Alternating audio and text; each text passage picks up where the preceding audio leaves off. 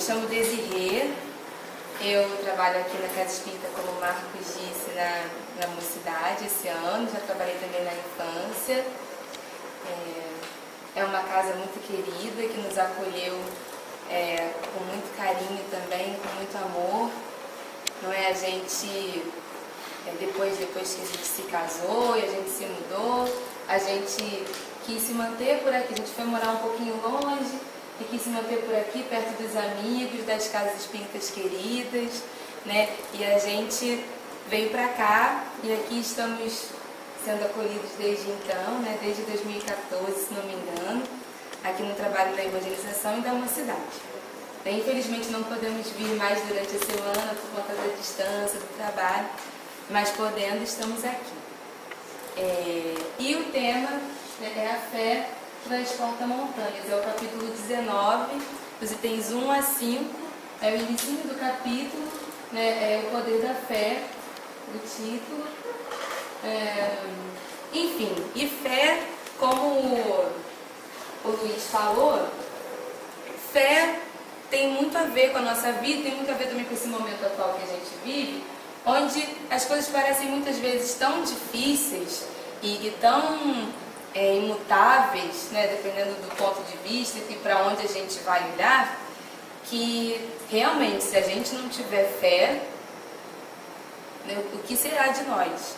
Né? E a doutrina, eu acho que ela nos ajuda muito, né? Porque a gente quantas vezes ouve assim, mas está ficando muito pior. Na minha época era muito melhor. Nossa, mas já foi muito melhor antigamente.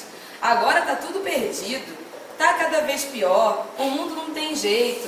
A gente ouve muito essas frases, não é? E a doutrina nos mostra que isso não é possível. Certo? Porque tem como a gente regredir? Não. Não dá. A gente pode até estacionar, mas voltar atrás a gente não vai voltar, né? Então, a gente está caminhando sim.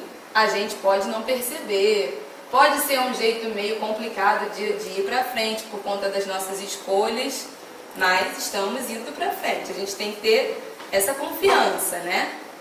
E aí, pode passar, Luiz.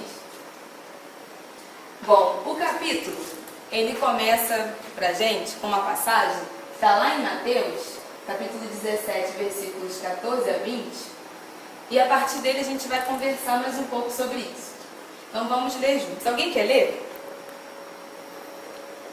Lê, Roque. Quando ele veio ao encontro do povo, um homem se lhe aproximou e, lançando-se de joelhos a seus pés, disse: Senhor, tem piedade do meu filho, que é lunático e sofre muito, pois cai muitas vezes no fogo e muitas vezes na água. Apresentei-o aos teus discípulos, mas eles não puderam curar. Jesus respondeu, dizendo: Ó raça incrédula e depravada, até quando estarei convosco? Até quando vos sofrerei? Trazei-me aqui esse menino.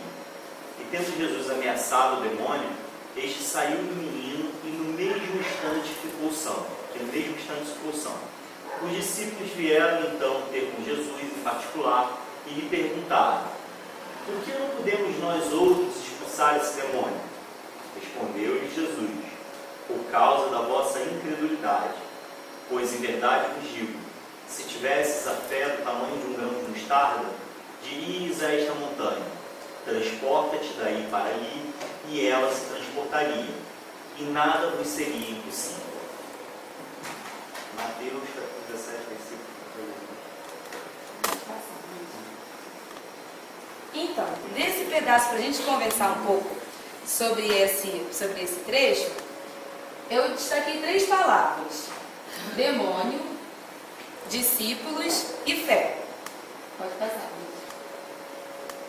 Então, porque assim como anjo, a palavra demônio, ela acaba sendo usada vulgarmente, né? Anjo no sentido de espíritos bons, né? Perfeitos. A gente logo visualiza, né? Cabelo cacheadinho, as asinhas. E o demônio, o contrário, que seria de repente o oposto disso, né? Uma força do mal, algo, né? Um espírito maligno, né? Que inclusive também tem representações físicas e alegóricas, né? Mas na verdade, tanto o termo anjo quanto o demônio, eles não significam nem que é bom e nem que é ruim. Eles significam que são seres sem corpo, né? São seres espirituais, sem ser bom nem ruim. Né? A origem grega do demônio é daimon, a palavra, não sei se é assim que se fala, mas e tem a ver com gênio, inteligência, aplicava-se a seres incorpóreos, sendo eles bons ou maus. Né? E aí, no livro dos Espíritos, tem uma pergunta, 131, né? Pergunta: há demônios no sentido que se dá a essa palavra? Né? E aí, o que vocês acham? Existem demônios nesse sentido? Porque como é o demônio na Bíblia? Né? Como é o demônio na Bíblia? Como a gente vê no Evangelho? Isso é infernal, né? E ele tem muitos, ele é muito poderoso, né? Então, assim, se a gente vai falar de seitas muito antigas, que adotam outra lógica, né? Está falando para outro povo, em outro momento, né, do povo aqui na Terra, faz sentido que houvesse, talvez, uma divindade das trevas, maléfica, que fosse tão poderosa quanto Deus, né? Que degladiasse, enfim, né? E que não saísse dessa condição, né? Também, porque tem isso.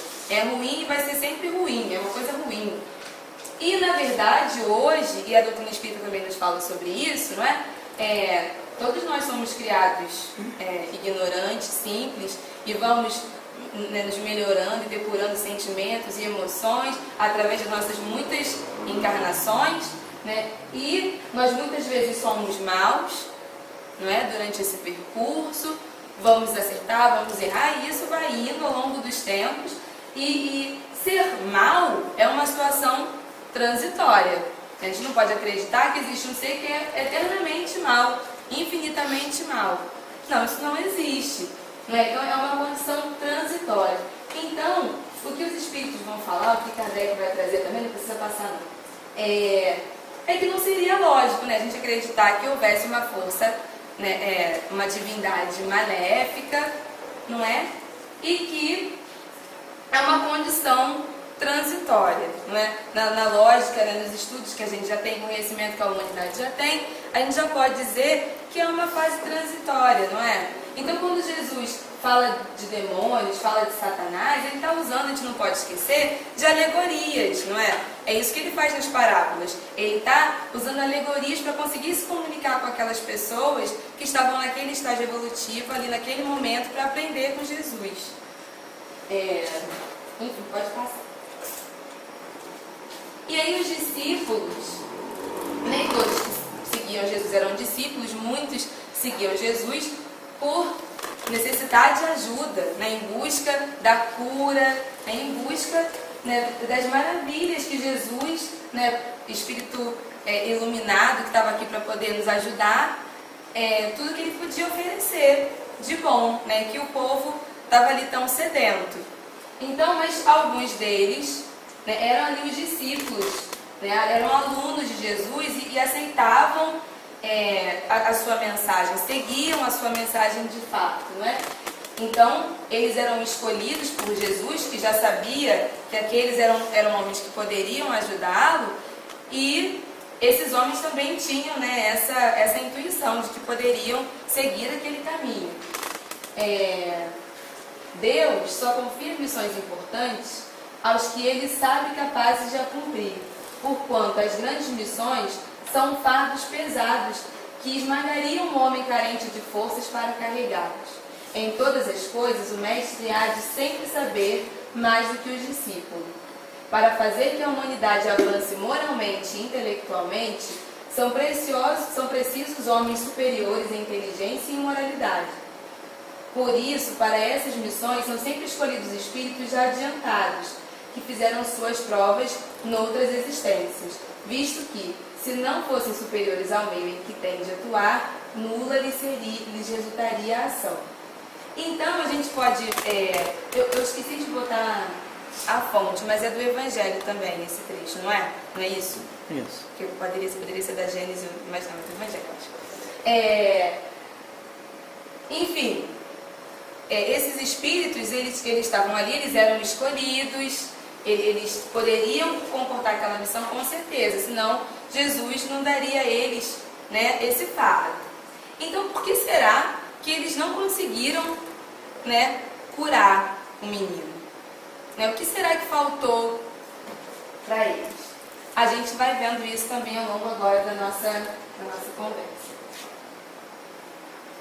Bom, a fé transporta montanhas. E Jesus disse então para eles, naquele momento: se tivesses a fé do tamanho de um grão de mostarda, dirias a esta montanha: transporta-te daí para ali, e ela se transportaria, e nada vos seria impossível.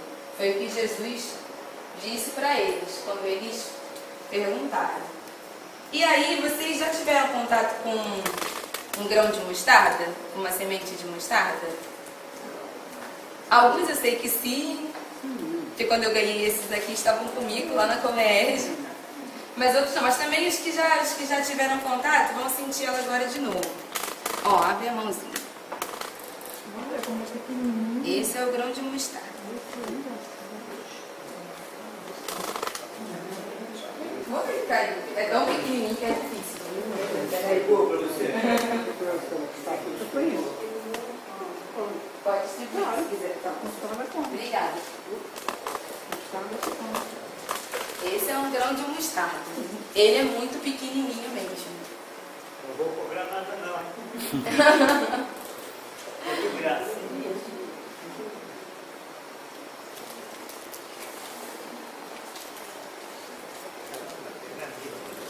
Ele é muito pequeno, muito leve. E Jesus diz que se tivesse só isso, já bastava para transportar montanhas. Lá no caso deles, para expulsar o demônio do corpo do menino. Se eles tivessem esse tantinho, eles teriam conseguido. Eu não sei quanto a vocês, assim, mas isso me faz ficar um pouquinho preocupada. Porque é muito pequenininho, né? E se eles não tinham, como será que estamos nós? Né? Mas estamos aí, firmes e fortes.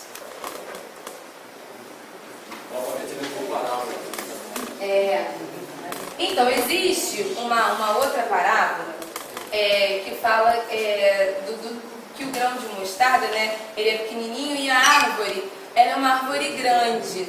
Eu não encontrei, eu queria trazer uma fotografia dessa árvore grande, mas eu não encontrei uma fotografia de um pé de mostarda grande, porque o que eu encontrei foram plantações e dela pequenininha.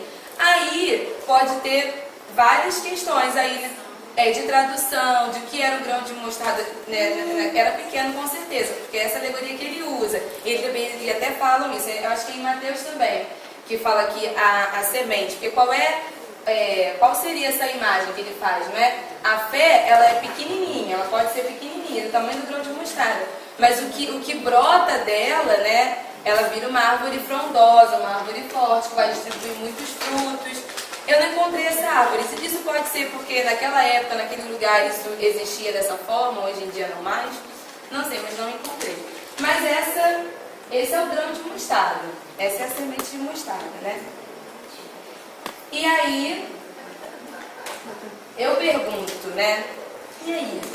Primeiramente, uma coisa que é importante, que assim, eu queria que vocês me ajudassem um pouco, que é o que é fé? O que é? O que é isso? A gente está falando de quê? O que é fé? É uma certeza que colocamos de dentro para fora que vamos conseguir aquele objetivo. Se Deus realmente vai ver que vai merecendo. Mas Deus jamais deixa de ajudar ninguém. Muito bom. Uma certeza que nós temos que nós vamos alcançar o objetivo, né? Vamos. E aí? É você acreditar em Deus. Acreditar em Deus. É. Em primeiro lugar. Se você quer acreditar em Deus, eu vou ter dificuldade, eu acho. Você tem que fazer uma limpeza. Primeiro, de alguma coisa. Aonde? No seu coração. Se o seu coração estiver limpo, Deus não vai pensar. E quando Deus entra no nosso coração, Ele passa a ser o quê? Tabernáculo com Deus. Tabernáculo no coração, você está com Deus e Deus vai contigo. Aí você pode pedir o que você quiser, que Ele vai receber, está ouvindo. pensa assim. Isso mesmo. Qual o seu nome? Gabriel. Cabral, o senhor Cabral está dizendo aqui, né, que primeiramente a fé é acreditar em Deus, né? Quando Deus entra no nosso coração, o nosso coração vira ali um tabernáculo divino e aí a gente consegue, né, realizar coisas boas. É isso. Alguém mais quer falar um pouco sobre fé? Tem uma coisa que me chamou nessa atenção nessa fala que eu tinha visto, que a última oração diz que nada nos seria impossível, para falar de tamanho. Então, assim, eu acho que fé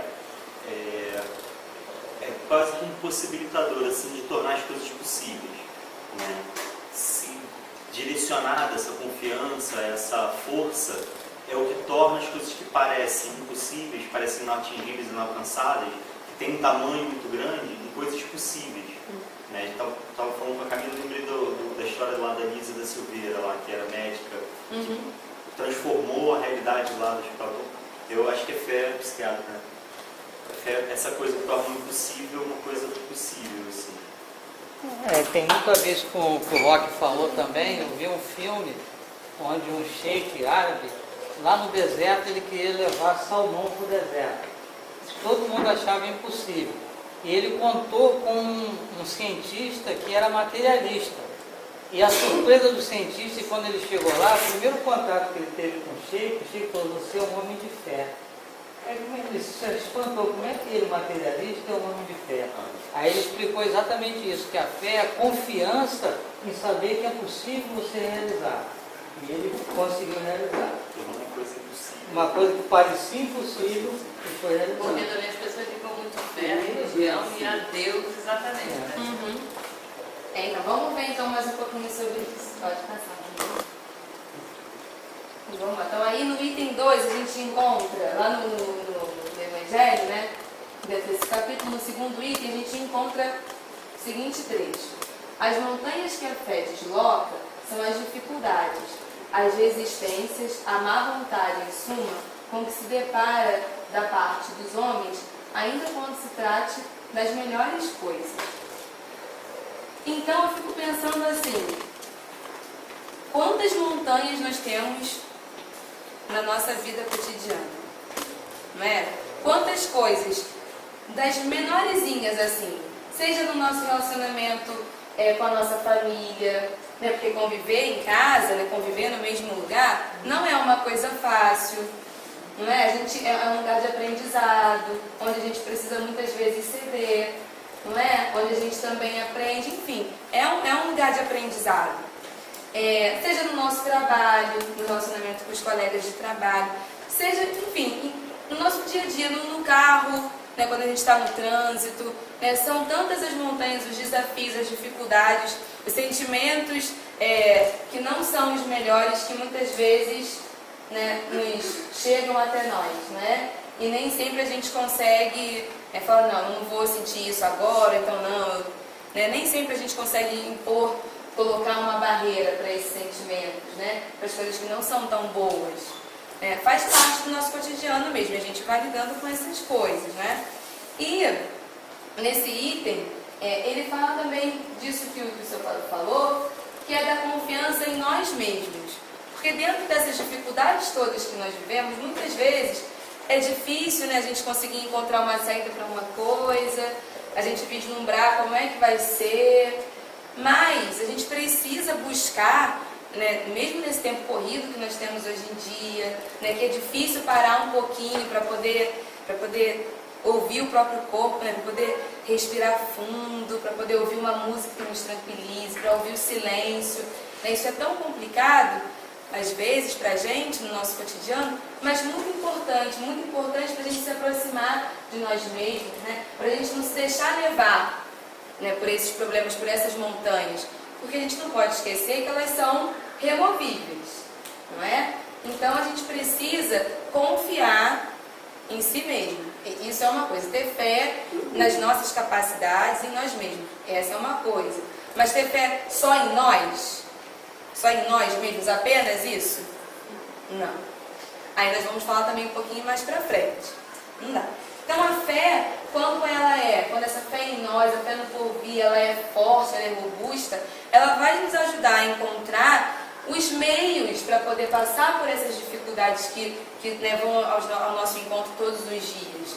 E se a gente está com a fé meio mais ou menos, né? Se a gente está assim, vacilando, incerto, inseguro, a gente muitas vezes deixa de ver os meios de se resolver esses problemas, essas questões, né? Porque sempre há um meio, mas nem sempre a gente está disposto, né? Nem sempre a gente consegue enxergar esse meio de vencer esses desafios.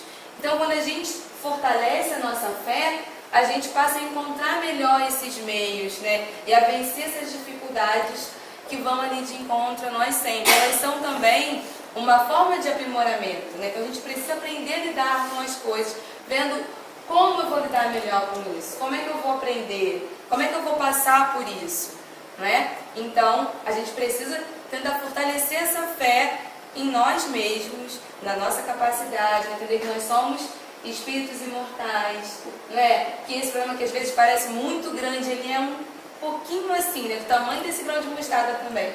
Ele é pequenininho, na verdade, porque a nossa história é tão grande, né? Tem tanta coisa para acontecer, já aconteceu tanta coisa, e nós já vencemos tanta coisa até chegar aqui, não é? Que a gente também não pode supervalorizar essas montanhas. A gente tem que pensar que a gente vai conseguir tirar essas montanhas do lugar sim. Então a gente tem que fortalecer a fé, sem vacilar, sem ficar, acho que não vai dar, acho que isso não vou conseguir não. Não, a gente vai conseguir. Se fortalecer é muito importante. Às vezes as dificuldades que nós temos são impostas por nós mesmos. Sim, pois é. Deus permite para testar a nossa fé e paciência também. Né? Sem No caso dúvidas. de Sem uma aprovação, dúvidas. né? A gente tem que passar por isso para testar a fé e ter paciência de passar por isso. Uhum, com certeza. A paciência ela é uma coisa muito importante. A gente vai falar disso também daqui a pouquinho. Pode passar para mim, por favor? Aí lá no item 3, seguinte trecho. A fé sincera e verdadeira é sempre calma. A calma na luta é sempre um sinal de força e confiança. Então, quando a gente consegue se fortalecer e consegue ver de uma forma diferente os nossos desafios, essas montanhas, e enxergar os meios, né?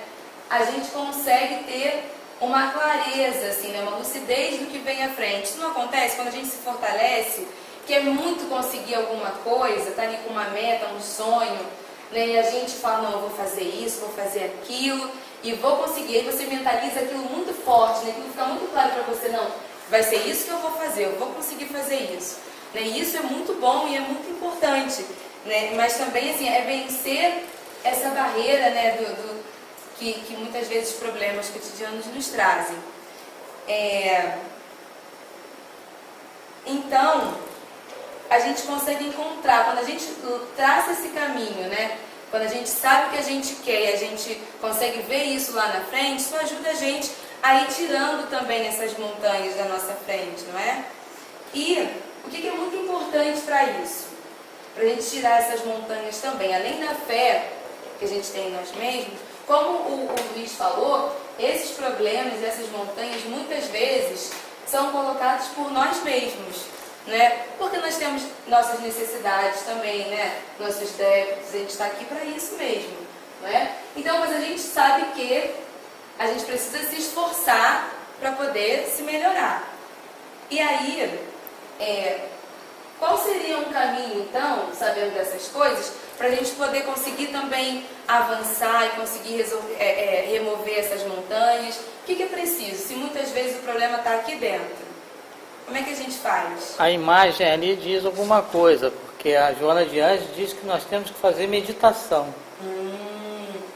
Isso, meditação também tem a ver com isso que eu estou pensando aqui.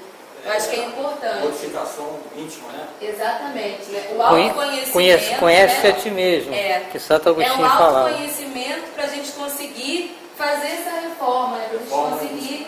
Se a gente não se conhece, a gente não consegue perceber que nós fazemos parte da. Né? Quando a gente está na nossa família, com a nossa família em casa, e a gente tem uma questão, por exemplo, a gente precisa entender que a gente convive ali, não é? O problema não é só de um ou só de outro, é sempre dos dois, dos três, dos quatro, Não é isso? Está nessas relações, nós também fazemos parte disso. Nós também temos as nossas dificuldades. Então, como é que a gente faz para conseguir começar também? O que é muito importante, além da fé de que eu vou conseguir, é eu reconhecer que eu tenho também muitos defeitos, que eu preciso ter força para vencê-los, que eu posso precisar de ajuda para poder vencer esses problemas, mas reconhecer que eles existem é fundamental nesse processo, não é? Porque senão, né, se eu não consigo entender que eu faço parte disso também ativamente, né?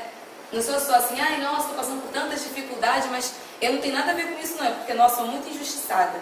É tudo acontecendo comigo. Nossa, coitada. Não, não é isso, né? A gente tem que entender também, né, onde estão as nossas dificuldades, como eu contribuo para as coisas serem assim e o que eu posso fazer para mudar e para conseguir atingir as minhas metas, para conseguir ver o futuro de uma forma mais tranquila, né? E aí, a fé calma, ela tem a ver com a paciência, né, com saber esperar. E o que acontece? O que eu quero, será que o que eu quero, o que eu desejo muito, é o que é melhor para mim? Não é? Muitas vezes a gente quer muito, naquele momento a gente acha que aquilo ali é a salvação nossa. Preciso trabalhar naquele lugar, aquele lugar vai ser o melhor. Preciso muito disso, é o que eu quero, Mas será que é o melhor mesmo? Até onde a gente consegue enxergar, né, o que é melhor para a gente? Então, por isso também que é importante a gente colocar em primeiro lugar a fé em quem? O Cabral falou logo no começo, né, seu Cabral? Nesse acidente que teve no voo da Chapecoense, teve um dos repórteres que ele não estava escalado para ir. E ele queria, porque queria ir. E o outro repórter, assim, um pouco sensibilizado com ele, falou, não, tudo bem, você que vai então. Era e um quando mais acaba, novo, né, que queria ir, nunca tinha ido. E quando acaba, ele foi e o avião caiu. Sim. Então, de repente, o melhor para ele não era ter ido. Vai saber. Acho que sabe quem foi melhor para ele. Também. Aí é Deus, aí é com ele. Aí é com ele mesmo. Não, mas só para a gente Porque ver isso essa questão, né? E porque às vezes a gente é muito impaciente, né? E às vezes a gente não consegue entender que também tem isso. Às vezes tem uma questão, um problema, uma coisa que a gente está enxergando como um problema, que na verdade ali é a solução, ali está, né, o que a gente precisa. Então, ter fé em Deus, em primeiro lugar, saber esperar, são também coisas muito importantes, não é? A fé calma é essa, é a fé que espera, né? Porque, e ela é o contrário, claro, da violência, não é? Que mostra a nossa fraqueza, né? O quanto a gente duvida de nós mesmos, né? Quando a gente age violentamente. Violência é só violência física? Não, de jeito nenhum, não é? Então, a fé, ela não pode ser violenta. Né? Ela não pode ser imposta, né? Ela não pode ter raiva. Não, a fé não é isso. Né? Se está sendo isso por algum motivo, tem alguma coisa errada, porque não dá. Né? A fé, ela precisa ser calma. Não significa que ela vai ser inerte, então eu não faço nada. Né? Mas eu acredito, mas eu fico aqui esperando. De jeito nenhum, a fé ela precisa ser ativa. A gente precisa trabalhar, a gente precisa lutar. É o que diz ali, não é? A calma na luta é sempre um sinal de força e confiança. Isso é fácil? Ter calma nas nossas dificuldades? Né? Ter calma na situação que a gente vive muitas vezes, social, política. Ter calma é fácil? Tem que ser trabalhado, né? Mas tem que ser muito trabalhado, seu pai. Trabalhado pra caramba, assim, eu vou trabalhar muito isso. Se a pessoa não tem calma, como é que ela vai ter fé, vai ter esperança? Tem uma mensagem que diz que a pessoa pediu que queria isso aquilo com toda a fé, não conseguiu. Aí foi perguntar por quê, porque Deus disse para ela uma mensagem. Eu estava aguardando de Deus, como é que ia suportar a sua paciência.